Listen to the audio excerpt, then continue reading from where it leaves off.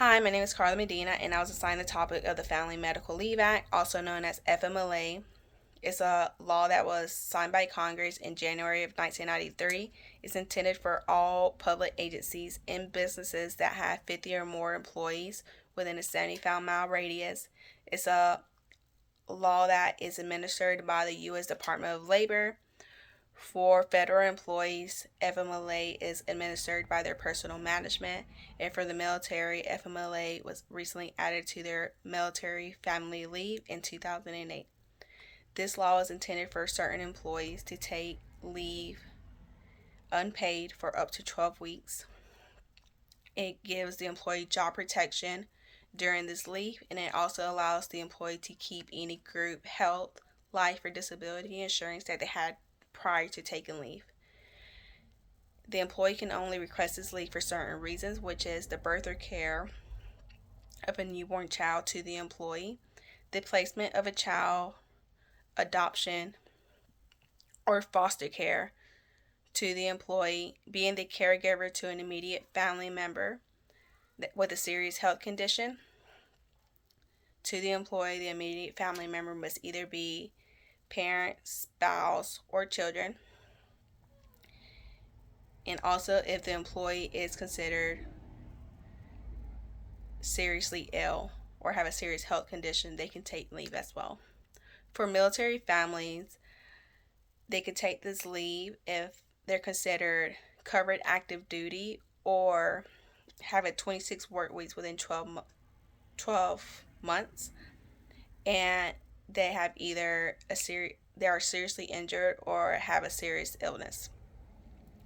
In order to qualify for this leave, beside the reasonings, is, as I mentioned earlier, the business must have either 50 or more employees within a 75-mile radius. The employee must have worked at minimum 12 months for the company.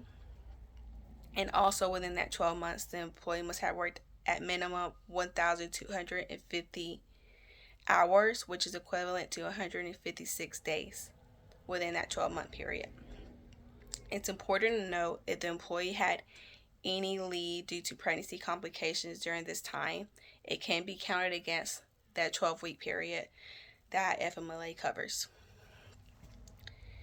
And the employee doesn't necessarily have to take the 12 weeks all together. They can divide it up, or they don't have to take the 12 weeks together. They can take less. They can do 3 weeks, they can do 6 weeks, it's up to them. But FMLA is only covered up to 12 weeks per calendar year. Human Resources is important to know this act and law, not only because they deal with it firsthand, but also because they're also covering the company's side. The Human Resources either approves or denies this leave. If they approve or deny it, they must have a written statement that's sent out to the employee on the reasoning why they chose their decision. And if it is approved, they must also add into when is their estimated return to work date, also in that letter. Although it's not required, Human Resources is advised to remain in contact with the employee. That is only just to see how they're going, but also ultimately to get a sense if the employee is going to return back to work after the period or not. If they get a sense that they're not, although they can't replace their position, they can have a plan B on just if the employee decides not to return back to work.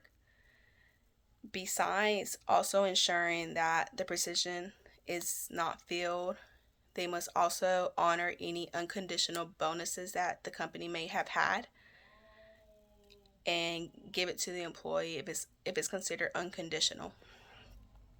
Lastly, besides all these rules that this law is or has, it's important that Human Resources knows it, because if they don't follow all the guidelines, they do face penalties and lawsuits that is very costly to the company. And that's all for me. Thank you.